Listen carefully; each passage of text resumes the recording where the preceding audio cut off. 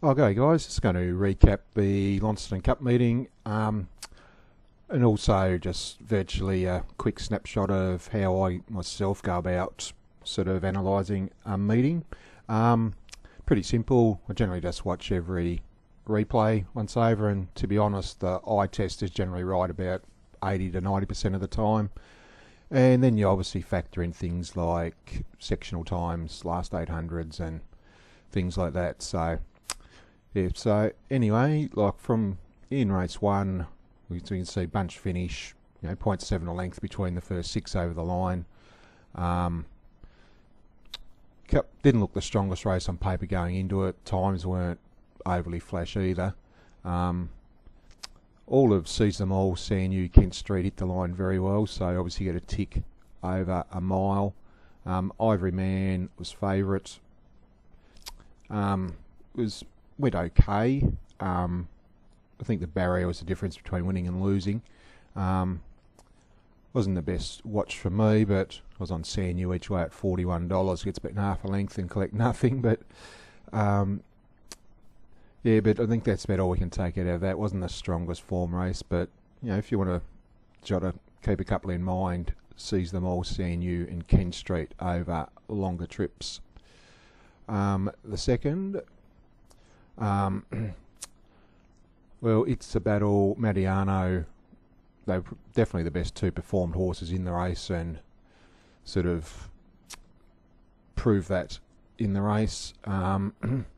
Mariano, he just goes in the... he just refuses to stick his head out and win. It's about 7 or 8 times he's loomed up to win and got nosed out. I think the only 2 races he actually won, it's been because he's timed his run perfectly and got there right on the line. So, but in hindsight, when I look back, it was like $2.60 a place at one stage. That was probably the best bet of the day. But hindsight's always great. The other thing too, like and when I analyse the horses I actually back, I analyse. I was on Lovely Lady. She was like good double figure odds, and she actually went okay. Might have a quick look at the replay. Up now.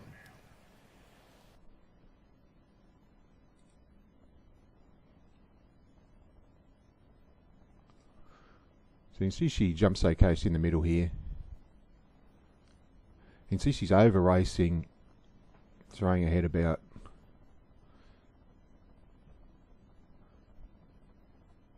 And so I like backing Siggy Carr in distance races. Horses really over race for her. They tend to settle, but even with they over racing like Lovely Lady is here, she doesn't fight them. She lets them go and try and find their actual rhythm. So if she had gone forward and got caught 3 wide, then you no hope anyway. But if you stay back pulling your head off, you no hope as it is. So he gets into a bit of a rhythm and does box on okay at the finish in the middle here. Sort of runs 5th. I think if it's settled in the run, it's obviously finishes a couple of lengths closer. So I don't think I made a howler there, even though it finished unplaced. So, but top 2, the ones there. The third, another bunch finish. Truly run race. Didn't finish off that well. Did tend to be dominated by horses on speed and good barriers. Speed and over, obviously I was pretty keen on her. I did back the winner as well, obviously, but I think her run was a lot better than it actually looked. If we just go and have a look at the race. So Speed on over coming up. From barrier 6, I was envisaged that she'd get, she's here. I thought she'd get good cover and be produced late, but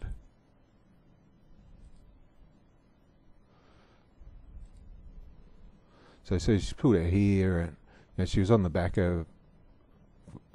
If we just go a little bit like, so she's back here, and she's trailing a 50 to 1 pop, who's never going to take her anywhere, and next thing she's Now she's off 4 wide, 5 wide, and they've all come out underneath. You know, like so now she's at widest horse, 6 deep.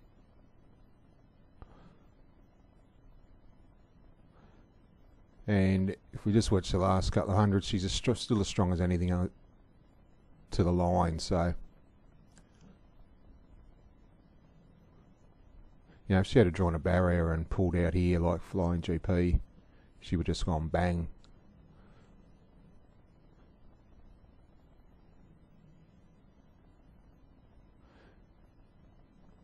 Yeah, no, but as you can see, bunch finish is always tricky. So, but she did go a lot better than the finishing position shows.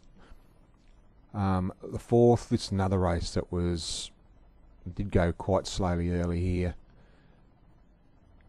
And dash home, and the overall time wasn't overly quick compared to the other 1200s on the card. First two, get a tick. Gigi's Cash Cow, and very good sectionals. Did enjoy a soft trip, but split the line well.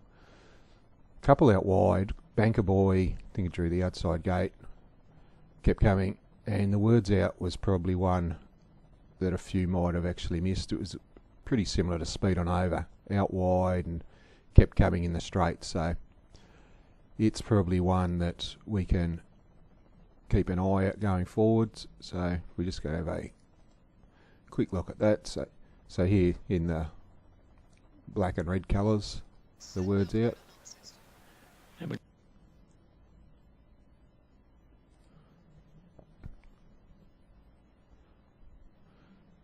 You can see it's last here in the picture.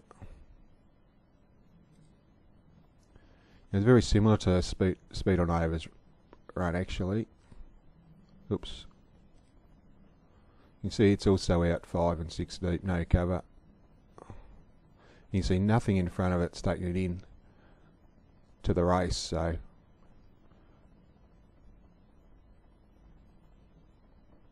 can see it just keeps grinding to the line. You can see all these horses have made ground.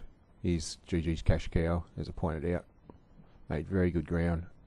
Just see, compared to all the other horses we're out wide here, it's finished like lengths in front of them. So it was the one against the pattern, which a few people might miss when they're analysing it. So the Words Out, probably out of that race, might be the one who sneaks under the guard of a few people. The fifth ran sensational time here. You know, if we ever look at the other 1200 metre races on the card, they ran 111.7, they ran 110.3 here, they ran 111.7 say, and 110.6 in the open sprint. So they've actually gone, you know, sort of 2.5, 3 lengths quicker in the 3-year-old. And Uber Ed, his performance was very, very good actually. Considering those quick sectionals home, like he was spotting Mr. Songman 4 lengths, even though Mr. Songman no doubt should have won after laying in and hitting the running rail. Uber Ed's performance shouldn't be sort of underestimated at all. Might just have a quick look at that. So, and he did over race a little bit early doors. So I just think he might be a pretty fair horse going forward. He obviously had the big weight advantage on Mr. Songman. You can see him here in the blue colours. So he's throwing his head about and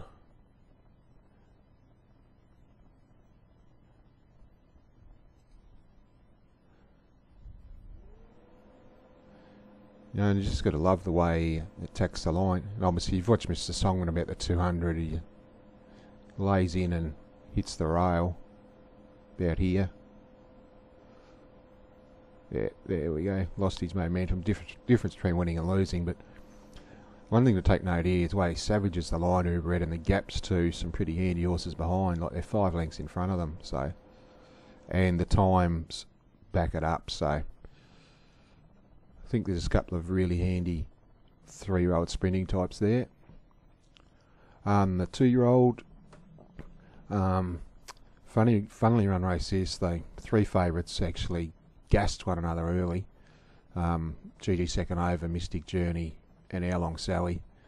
and obviously you can see that they've run home in 48 seconds. If we have a look at the previous race, they ran home in 45.9, so they've gone 2 full seconds quicker the last 800 in the 3-year-old as opposed to the 2-year-old, and that virtually turned it into a 1400 metre race, and the strongest horses, the best 1400 metre horses, came to the fore, and Tiesto was very strong late.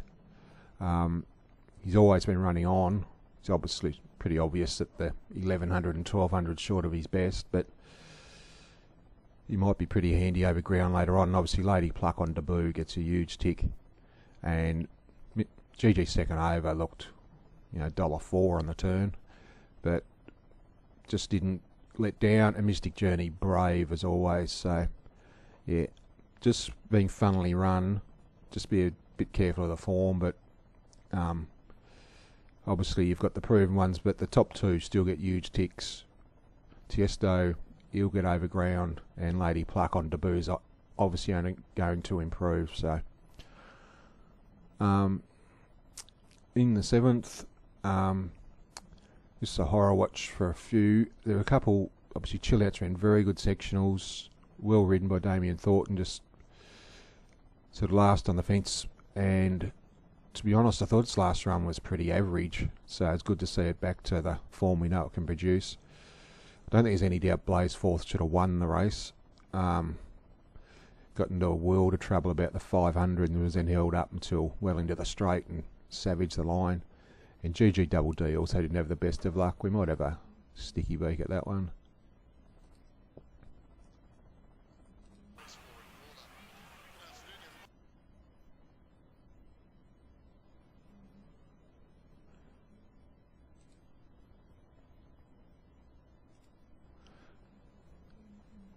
So here's Blaze Forth in the black colours here, sort of 3 back the inside. And you can just watch here, it's trying to get through the middle and Double D outside, and they both get squeezed out. You can just see like it's been shuffled back to last Blaze Forth and still held up. He would have been sort of 3 lengths in front of where he is now if he... And you just watch, he's still sort of like not fully extended yet. Now gets into him. And Double D's okay behind, so. Yeah, but those, they tend to actually take it in turns in that grade at the moment. It's so, yeah, but obviously he always runs well when he draws well, though, Blaze Forth. Worth keeping in mind, so. Not too much to see from the Mowbray Stakes. Step the Pedals, obviously hell of a straight, speaks for himself. Behind, Roll Rapture, Count Da Vinci, jury's out a bit on them. Step the Pedals just low, flying. Both the last two have been enormous, and obviously we all know she handles wet tracks, so she looks in for a pretty good next couple of months. And Zatakler's been thrown into the deep end a bit his last couple. I think he's a benchmark 60 something or 64, 66. What's his rating?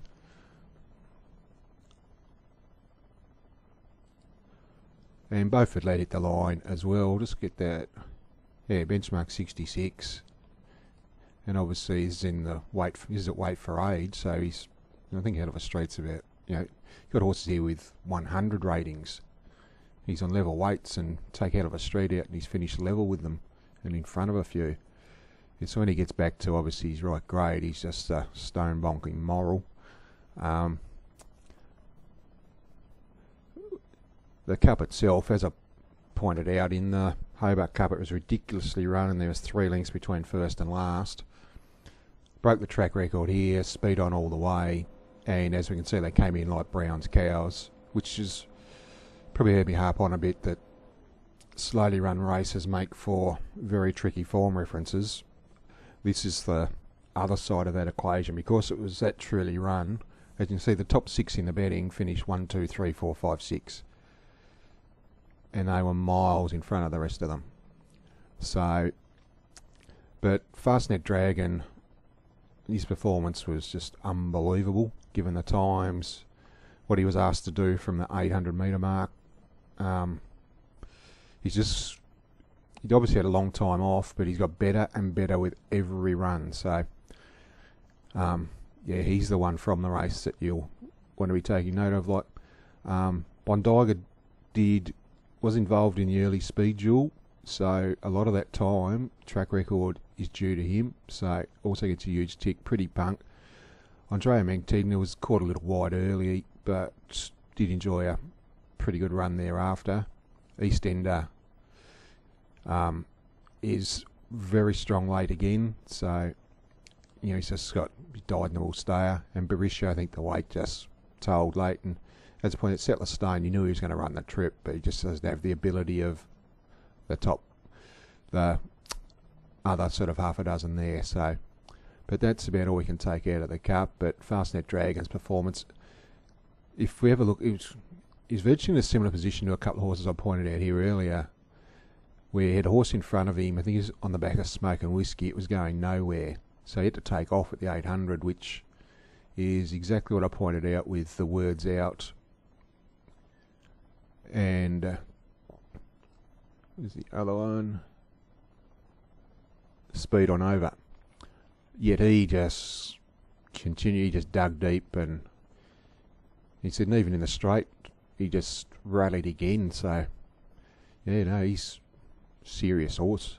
And the last, there's not too much between, as we can see. We've got like 3 lengths separating the field.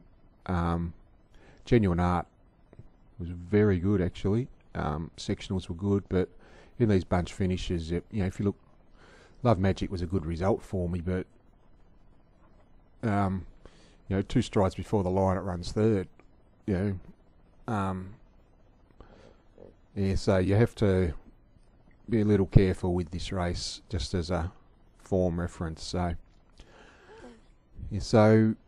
and obviously just with the Stride Master info, as I pointed out there before, I think if you watched the preview, I showed that in the Hobart Cup they all ran in the same. They all ran like here they were between 35 and 37 here, 24 to 26, 12s to high 13s. Whereas in the Hobart Cup, every horse was in the 36s, 24s, and 12s. It was just a bit of a farce. As you can see, he's a tackler, pointed out here. Like, so in the second quickest last 400 of the race, only Out of a Street's gone quicker. Actually run the quickest last 200 split of the race. No, he's just going to be a graded certainty soon. Chill Outs ran the times here, but as we pointed out, Blaze Forth was desperately unlucky. In the 2-year-old, as you can see, they didn't come home very quickly for a 1200 metre race, but you've only got to look at the sectional times Tiesto's run here. They matched up well.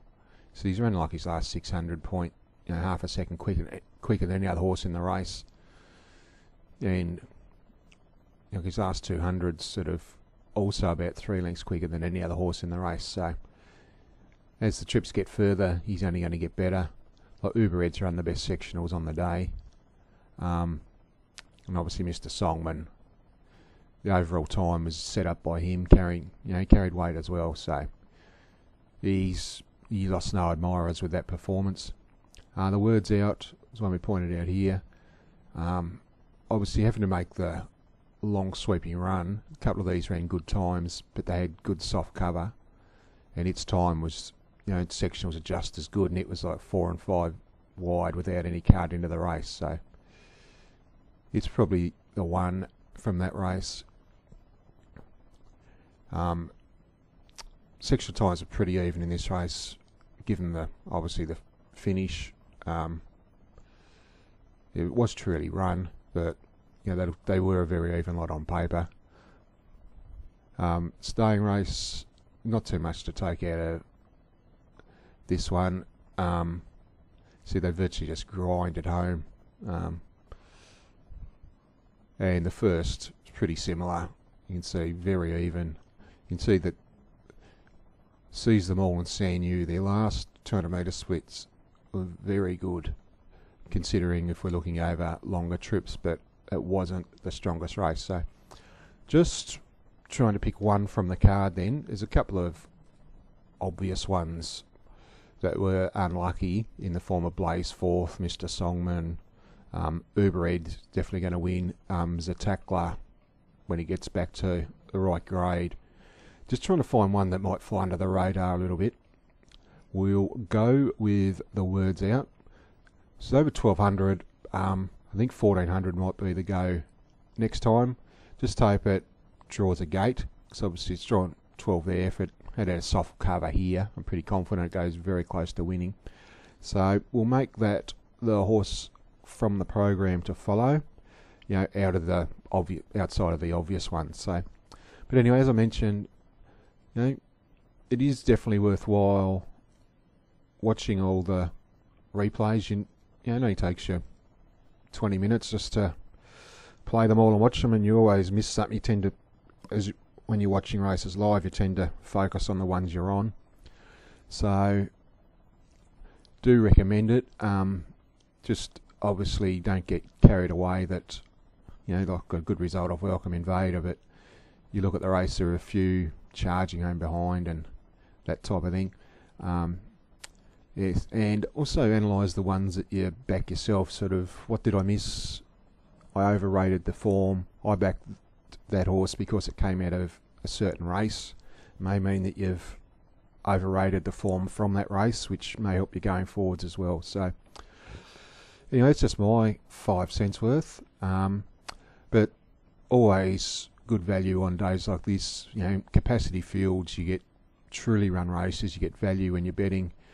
Horse population means that sadly we don't get this scenario too many times, so we have to make the most of it when we can. But I think there's a few decent form races here going forwards and plenty of winners to be had. So anyway, guys, we'll wrap it up there. When we're racing next, I think we're in Launnie next Wednesday night, and another meeting in Hobart next weekend, I think. So until then, I'll wrap it up and chat to you later. Cheers.